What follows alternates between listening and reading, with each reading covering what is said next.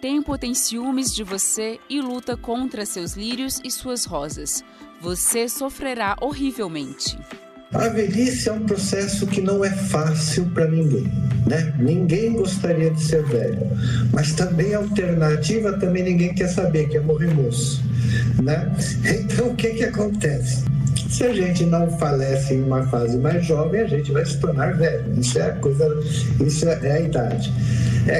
Faz parte da vida. Eu gosto muito daquela frase que diz que a vida começa aos 40, porque de fato, para mim, faz sentido. Eu acho que aos 40 a gente começa a entender melhor o que a gente quer da vida, porque a gente passa muito tempo engolindo desejos que não são nossos e achando que são nossos, né? No dia a dia, a gente precisa pensar em quem a gente vai ser quando envelhecer. A gente não tem como saber exatamente o que será, mas não adianta a gente sufocar, né, esse envelhecimento, fazer de conta que isso não acontece. A gente precisa valorizar a experiência, o conhecimento advindo com a idade. Eu costumo observar que a gente trabalha hoje com conceitos de velhice, com perspectivas de velhice que não podem ser analisadas mediante uma única concepção, porque a velhice é atravessada por concepções de gênero, de classe social, de classe econômica, de condições, de todas essas condições que estão postas no mundo social e que não podem ser ignoradas quando a gente analisa um aspecto tão multifatorial como é o processo de envelhecimento. O envelhecimento da minha geração, ele se deu dentro de uma cultura. Como é que eu percebo nessa cultura? Onde eu fui alimentado. Uma cultura individualista, né? Uma cultura altamente competitiva, ou seja, individualista, tipo, tudo deve ser resolvido de maneira solitária, né? Eu sei, eu resolvo, eu faço, eu mando, eu prendo, eu consigo, eu conquisto, né? E eu acho que essa cultura está muito ligada na ideia da luta, do vencer na vida, do se dar bem, do competir. Isso aí, tipo, vai fortalecendo todo esse pensamento individual, né? De que eu tenho que dar conta dos meus problemas e se não der conta, eu sou um fraco, eu sou um perdedor. A própria perspectiva da velhice é uma coisa que ela é cíclica, né? Ela vai se transformando, assim, de acordo com a transformação da sociedade, né? E a gente se dá conta disso, por exemplo, só de perceber como que a proteção ao idoso, né, a proteção à pessoa idosa, politicamente falando, sabe, na estrutura política mesmo, como que isso foi mudando ao longo do tempo, né? Não tenha medo de envelhecer, agradeça a Deus por chegar aos 50, por chegar aos 60, por chegar aos 70, eu quero chegar aos 100, não vou mentir, se Deus ajudar eu conseguir continuar com essa mente maravilhosa que eu quero chegar aos 100, né? E principalmente porque tudo de bom está me acontecendo. Quando eu tinha 20 anos eu queria ser modelo, não fui. Eu queria ser famosa, não fui. Eu queria tanta coisa, não fui. Agora com 60 eu já fui modelo. A gente já tomando que é famosa, né? Para melhorar só ganhando na Mega Sena. Todo mundo sabe que vai envelhecer. É algo que é inevitável. Mas a gente pode escolher o modo como a gente vai envelhecer, né? Se a gente vai envelhecer bem, se a gente consegue diminuir aí a quantidade de ruguinhas, envelhecer, mas sem deixar tudo cair, né? Eu acho que isso daí a gente consegue melhorar. Mas que todo mundo sabe que vai envelhecer, todo mundo sabe. Gerontofobia. Aversão ou medo patológico de pessoas idosas ou do processo de envelhecimento. Para as pessoas, qual que é o grande medo que eles têm, né, de se tornar velhos, é se tornar dependentes, é atrapalhar a vida dos filhos, dos netos, ser ser uma pessoa que traga problemas para eles, né, um empecilho, né? E é claro que numa cultura ocidental como a que a gente vive, que não respeita a experiência, que não respeita os cabelos brancos, né? A velhice é vista como uma situação de fim de vida, que não deixa de ser, mas que traz as limitações, que traz as consequências. Pesquisas apontam que E o indivíduo que consegue manter a autonomia são aqueles indivíduos que sim, envelheceram com sucesso. Só que aí, por exemplo, nós entramos em países orientais, por exemplo, e eles têm uma perspectiva totalmente diferente, né, da velhice. Porque aí a gente pega um sujeito idoso em países orientais e eles já têm a questão de precisar de ajuda, a perda da autonomia, né? A necessidade de ajuda, a necessidade de ter alguém para fazer as coisas para si, eles já não veem isso como um aspecto negativo, entendeu? Então, assim, é como se esses indivíduos falassem assim, ué, envelhecer com sucesso significa que eu posso fazer as coisas sozinho? Como assim? Pra gente, não.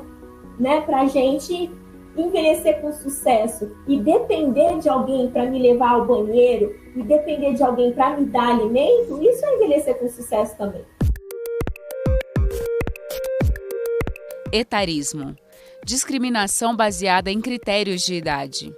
Na verdade, etarismo é um nome novo para algo que já existia há muito tempo, né? Então, ele é um novo nome para um velho preconceito. Mas a gente não tinha se dado conta disso. O etarismo está sendo empregado em relação ao idoso, mas ele, na realidade, o etarismo é um preconceito contra a idade, independente da idade que a pessoa tem. Mas é claro que a gente tem muito mais preconceito em relação ao idoso, exatamente por ser uma fase da vida em que os problemas se acumulam, em que as limitações acontecem. Esse tipo de preconceito, esse tipo de medo, não é só de nós, né? Porque nós temos, assim, é muito fácil, né, a gente dizer que somos nós, né, os mais novos, que estabelecemos esses preconceitos e tudo, esse medo de envelhecer. Mas o próprio indivíduo idoso, isso é uma coisa tão incutida socialmente, né, e culturalmente, que o próprio indivíduo idoso, ele tem um preconceito contra a velhice. É um preconceito cujo alvo somos todos nós. Então, a gente precisa entender que um mundo etarista é ruim para todo mundo, porque a gente chega lá. Embora a gente sempre pense que o envelhecimento está longe. E talvez seja por isso que somos etaristas, porque a gente sempre acha que o velho é o outro. A idade, quando a gente diz, né, do etarismo, então, eu sou um velho de espírito jovem. Qual é o defeito de ser um espírito vivido, de ter o espírito e o corpo com a mesma idade? Por que essa dificuldade da aceitação? Por causa da cultura da jovialidade, da busca eterna da juventude.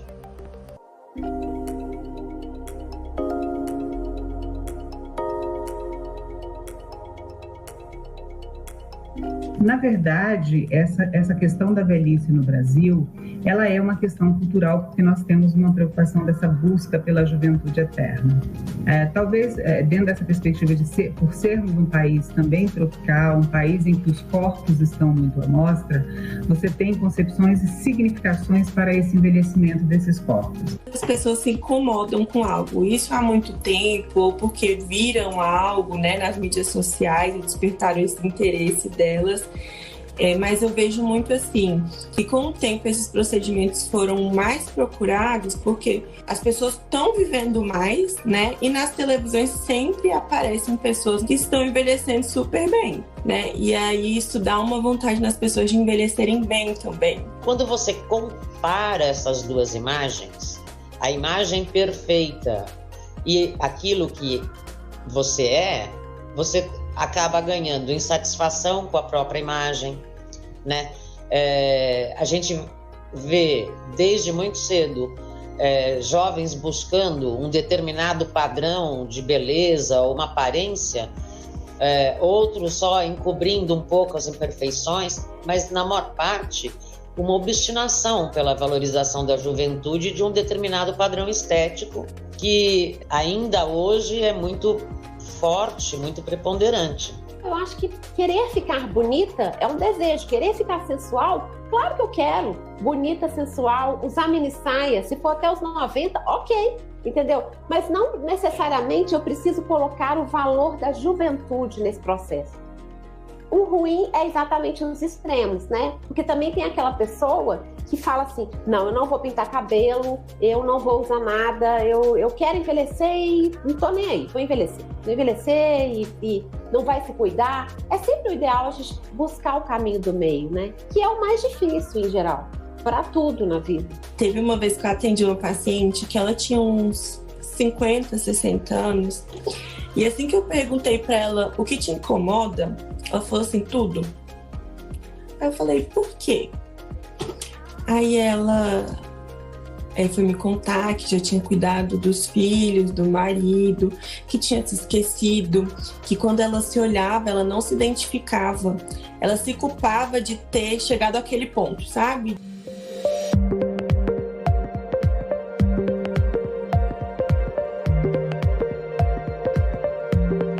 Para vocês terem uma ideia, a expectativa média da França chegou aos 70, 80 anos em 400 anos.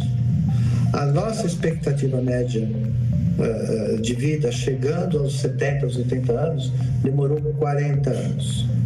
Ou seja, nós estamos envelhecendo um período de tempo muito curto, enquanto os países desenvolvidos, eles tiveram um longo período para se adaptar a essa nova situação. Nós estamos no Brasil literalmente trocando pneu com o carro andando.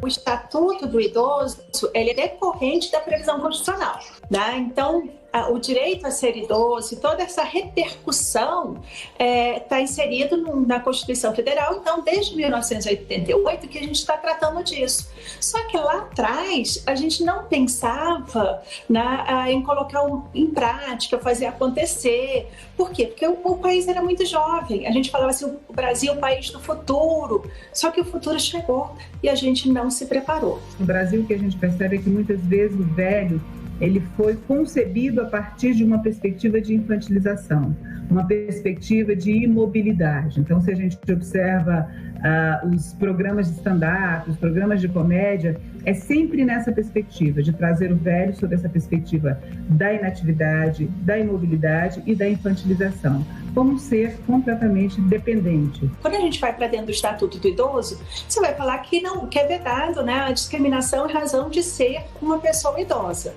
Mas aí eu acabo caindo mesmo lá no Código Penal, porque você vai estar falando de discriminação e pode se tratar aí de uma injúria, calúnia, difamação, conforme o caso, né? Mas o fato de ser uma pessoa idosa e, em razão disso, ter essa rejeição de outras pessoas que aponta, discrimina, né? A sociedade precisa se conscientizar que todos iremos passar por essa etapa.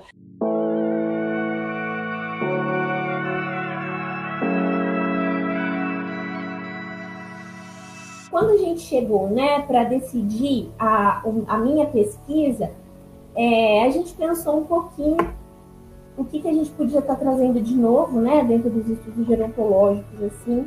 E aí a gente chegou à conclusão, né, a gente chegou nesse termo, né, que é o norte do meu estudo, que é o envelhecimento bem-sucedido. Para nossa surpresa, né, e corroborando com a própria literatura atual, assim, a gente chegou, né, a ter em mãos com o meu estudo que o envelhecimento bem-sucedido, então, ele vai muito além do que só o estado físico, só o estado de ausência de doença, né? Então, a gente chegou à conclusão, né, um dos achados mais legais, assim, dessa pesquisa foi, assim, que o envelhecimento bem-sucedido, ele tem muito mais a ver com outros fatores, né, incluindo, assim, fatores emocionais, fatores psicológicos, e até mesmo fatores espirituais e religiosos, e tudo isso tem muito mais a ver com envelhecer com sucesso do que propriamente a ausência de doença, sabe?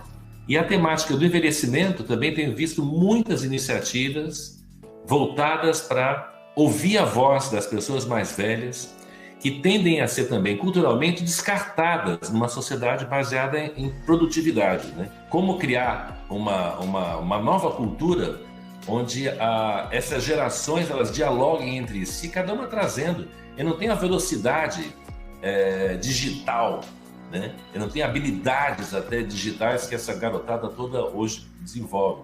Mas a gente tem uma história de vida que com certeza serve, né, às gerações que estão chegando, né? Uma das coisas legais assim da minha pesquisa que eu pude observar é a questão da inserção tecnológica, né, na sociedade idosa, sabe? E como que isso está começando agora e como que já há transformações nisso, né? Por exemplo, a gente pega a minha pesquisa e vê que o envelhecimento bem-sucedido está relacionado também ao idoso não se sentir tão sozinho. E aí a gente pega toda essa revolução tecnológica que a gente está vivendo hoje, né, de um tempo para cá, e insere isso na vida do idoso. Então, o idoso que antes não morava ou numa instituição de longa permanência, ou morava longe dos filhos, ou era aquele idoso que não conseguia se comunicar com ninguém, hoje essa pessoa já tem um celular, já tem um smartphone, já consegue se comunicar, já consegue, né, ultrapassar limites que até então ele não conseguia. Eu acho assim, o próprio idoso, como toda classe, tem muito preconceito. Eu também tinha muito preconceito. Mas assim, eu fui me tratando, fui me curando, fui buscando autoajuda, sabe? E fui melhorando a minha autoestima.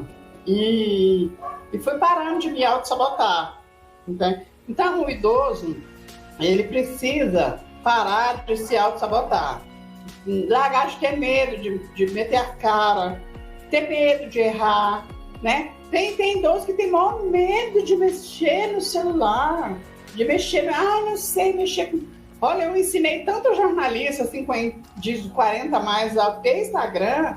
Mas eu tenho... Não tem Instagram. Como assim você não tem Instagram?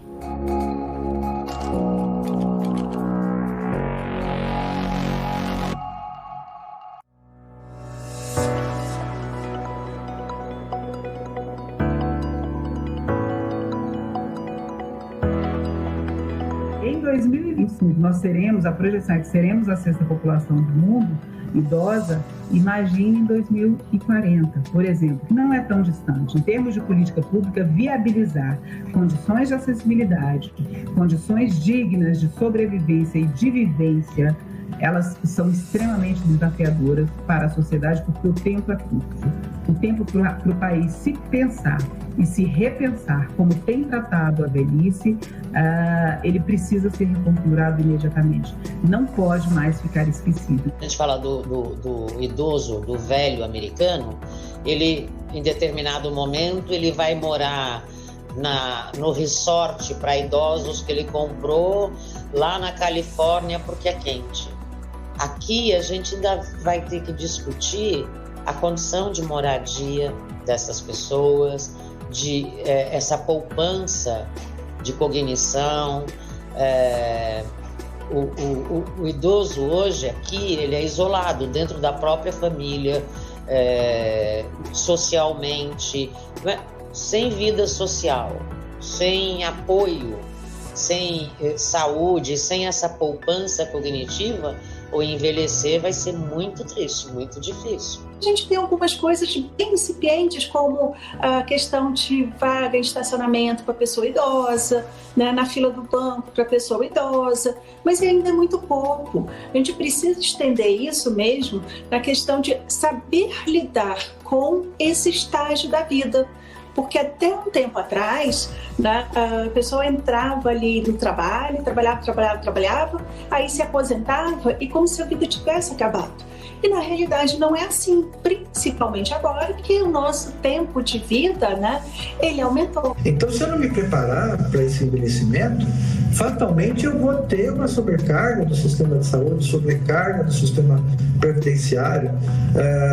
Você veja que países da Europa que já estão com essa relação inversa, uma quantidade maior de idosos em relação aos mais jovens, muitos deles estão estimulando aos seus cidadãos a terem filhos, porque fica muito caro a previdência, a situação do idoso dentro do sistema de saúde muito precária, né? E é uma situação que eles estão enfrentando, que os países envolvidos estão enfrentando em função da inversão dessa pirâmide, né? Eu acho que tem que planejar. Eu, por exemplo, não planejei meu futuro, por exemplo, não me aposentei, não fiz um plano de capitalização, eu não paguei o INSS, que eu podia muito bem pagar o INSS autônomo, né? Minha mãe falava, Malu, paga o INSS, e eu não obedeci, né? Agora eu estou com 60 anos, eu podia estar aposentada, não estou, né? Não planejei.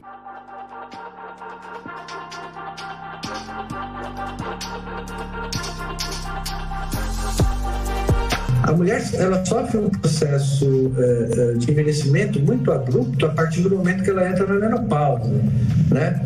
E que você tem rapidamente a cessação dos hormônios, e aí o organismo dela se transforma de uma forma muito rápida, né? Muito impetuosa, né? Param as menstruações, você tem ressecamento vaginal, a pele perde a elasticidade, as rugas começam a aparecer, e essa questão física, essa questão sempre foi uma coisa muito feminina, né? De se cuidar, ir ao cabeleireiro, fazer as unhas, pintar o cabelo, se vestir bonita. Dentro da cultura brasileira, a definição do homem velho, ela é uma definição que ela está muito acoplada às nossas definições de masculinidade. As definições deste homem, ela vai estar atrelada a essa perspectiva. Então, quando é que o homem passa a ser velho? Enquanto ele tem condições de gerar filhos, e ele tem quase que eternamente, né, enquanto ele tem potência sexual, enquanto ele tem potência de convivência, a gente observa que culturalmente ele ainda não é definido enquanto um ser velho. Ele passa a ser velho quando ele começa a perder essas potências. Mas do ponto de vista interno, eu acho que o envelhecimento para o homem é bem mais dolorido, porque ele perde esse lugar de força, de poder. Ele ele não sabe lidar com a fraqueza, a perda de potência como pessoa, né? Então, acho que a cobrança é muito mais interna no homem, talvez, e mais externa na mulher. Eu vejo homens sofrendo com envelhecer por não terem aprendido a partilhar suas dores, as suas inseguranças, as suas fraquezas, né?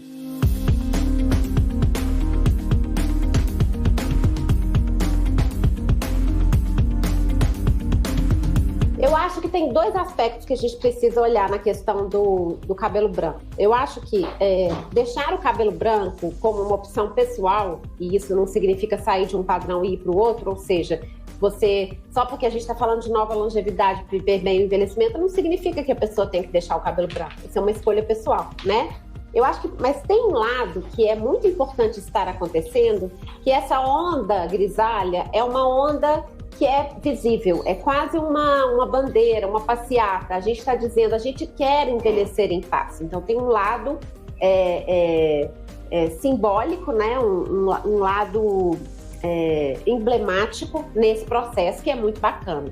Na verdade, eu nem me sinto sessentona. Eu gosto de falar que eu tenho 60 anos, sabe? Acabei de fazer 60 anos, eu deixei os cabelos ficar natural, porque eu ganhei esse apelido de vovó blogueira, né? E aí eu resolvi assumir os cabelos brancos e estou me sentindo muito bem, recebo cada vez mais elogios, então tá tudo certo. Eu falo assim para os meus pacientes que a gente consegue gerenciar esse envelhecimento. Então, se eu tenho procedimentos que eu consigo fazer a prevenção e que eu consigo envelhecer bem, estando bonita, me sentindo bem comigo mesma, então eu faço. Mas eu sei que uma hora eu vou envelhecer, não tem como.